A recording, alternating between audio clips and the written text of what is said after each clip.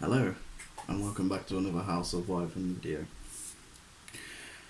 There are two things to learn from these stories. The Romans only ever banned two faiths within the empire. First was Druidism, the second was Christianity. The second lesson to learn: hell have no fury like a woman scorned.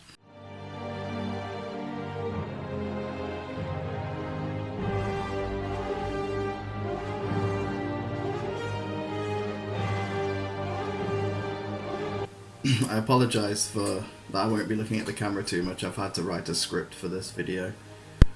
So if I keep darting my eyes back and forth, it's because this story is so long and, well, I can't do it all from memory, you see. So shall we start? Yes, we shall be delving into the fantastic Celtic metal band Eluveitie. And we are going into the history of the song Ienes Mona. The song was originally released on their second album Slania, and it was released on February the 15th, 2008. Here are two quick facts regarding the track.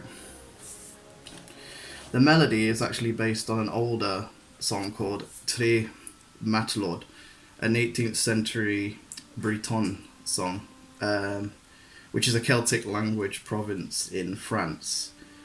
The language actually is said to have come from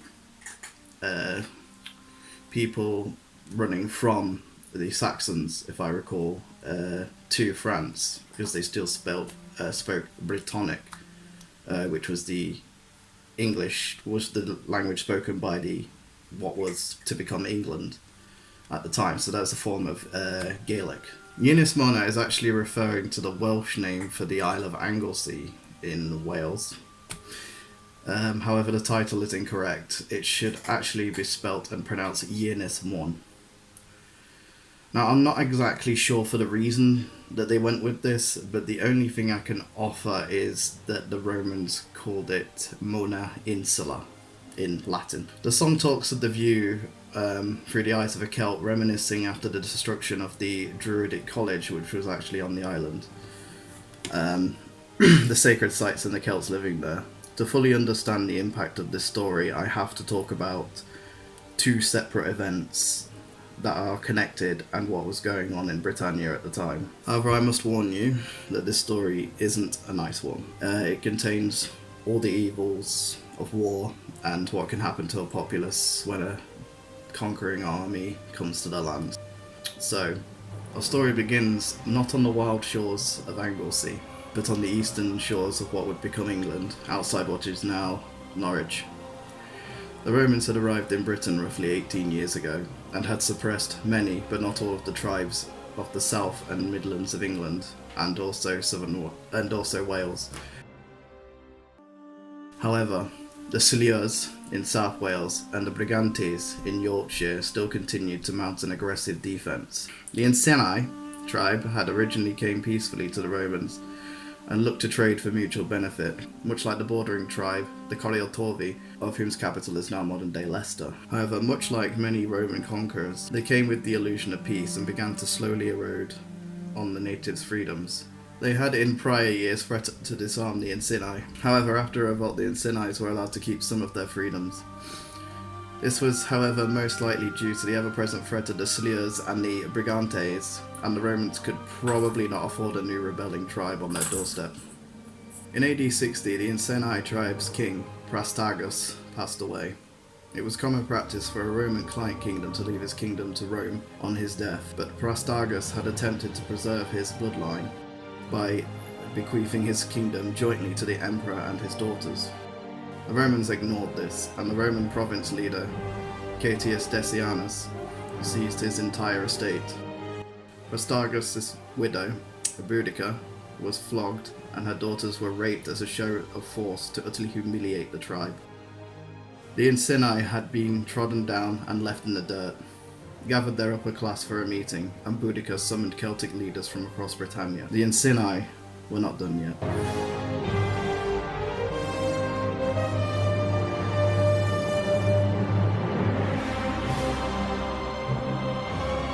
We must move back to Wales. Anglesey had been one of the most sacred places to the Celts and druids, as druids were seen as the teachers, politicians, spiritual leaders, and the wisemen and women of society, and the island had been acting as a hub for coordinated resistance against the occupation. Gaius Sentanius, Paulinus, and I apologise for the pronunciation, had taken, I want to say a legion, but I cannot find any sources on the legion name or size, but it is what would probably make the most sense. On the morning of the attack, shallow boats were carried onto the edge of the water, where the infantry crossed, while the cavalry followed by fording, or where the water was too deep, swam by the sides of their horses. Upon the shores of Ynys Mon, the Romans were met with a mass of armed men and women, shouting battle cries. Between the ranks were also women inciting fury and wildly swinging torches, dressed in all black. Behind this were gathered druids chanting and cursing with their arms held to the sky. This stunned the Romans who were wading through the sea, to the point where they flinched and stopped dead, even whilst they were being pelted with projectiles. The Roman general, noticing the look of terror in his men, reprimanded them and shouted aggressively to never flinch before a band of females and fanatics.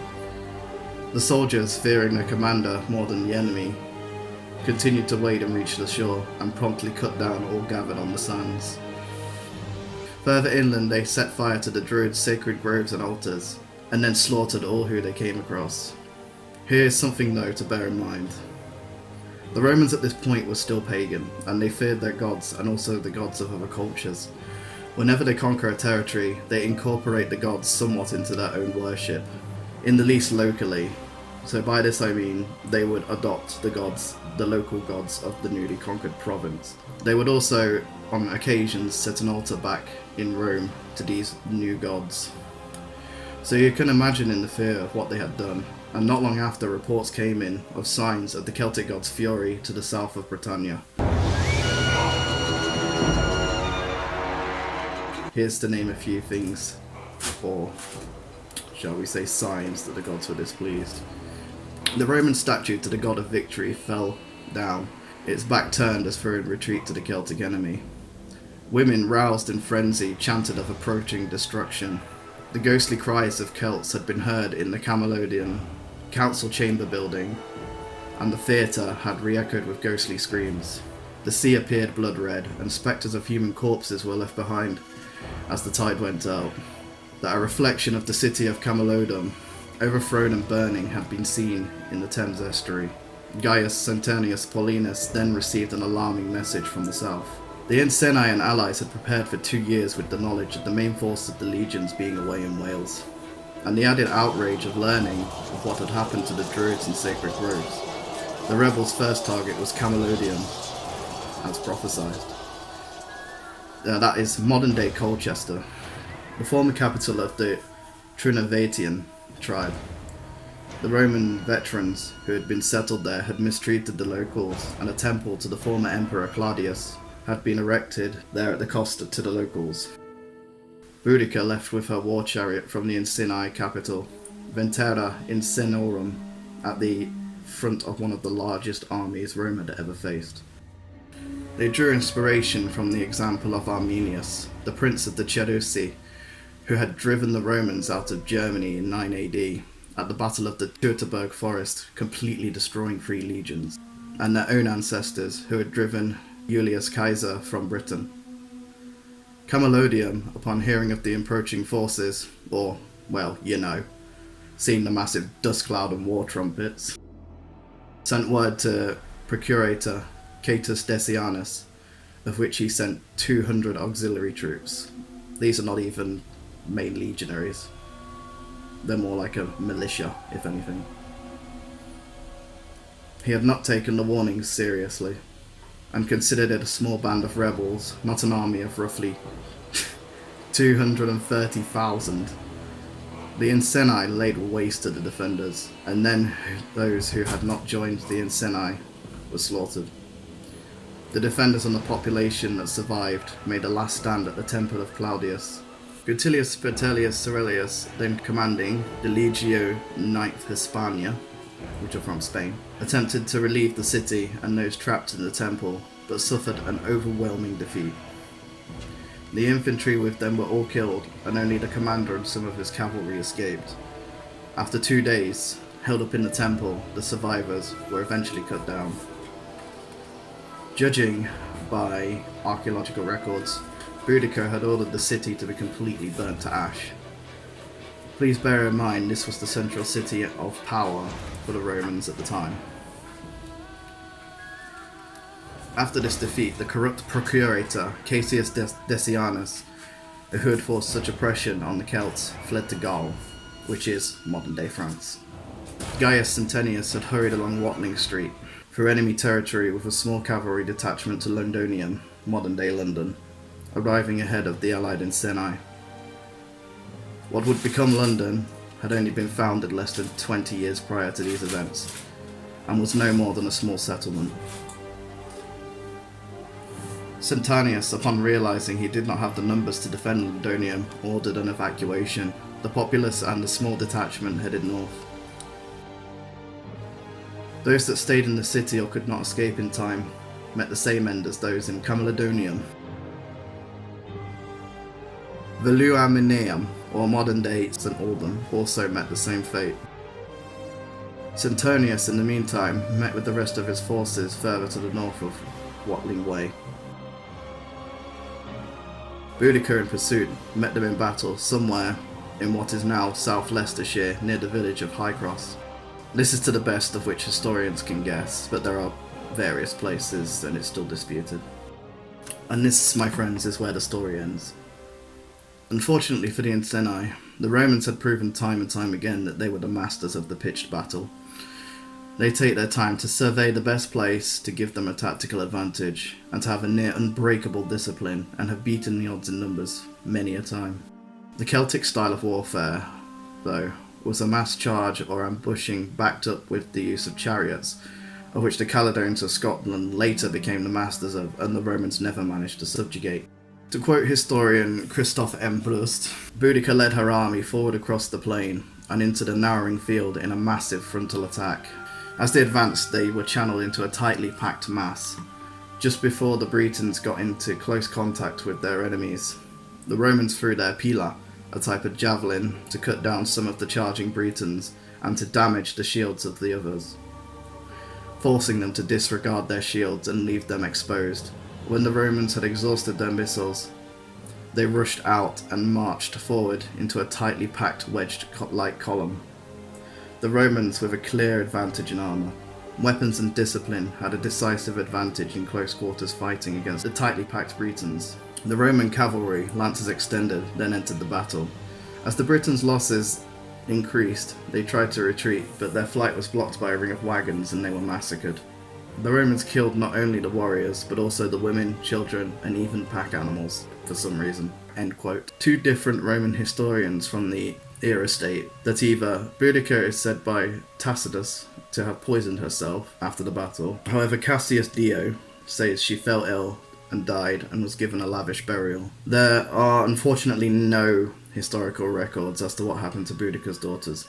Well, I apologise for making this longer than it probably should have been, but I felt it was important to tell both stories as it's very difficult to tell them singularly, and one kind of complements the other, because they are, some of the reactions of the Iceni were due to what happened at Anglesey, with the added outrage of what the Romans did to them. I should also note that as someone who has looked into Celtic history for over a decade, I would like to point out that women in Celtic society were equals. And please not to let some other History Channel documentaries point out otherwise. They were equals. It wasn't like Rome, where it was the masculine society.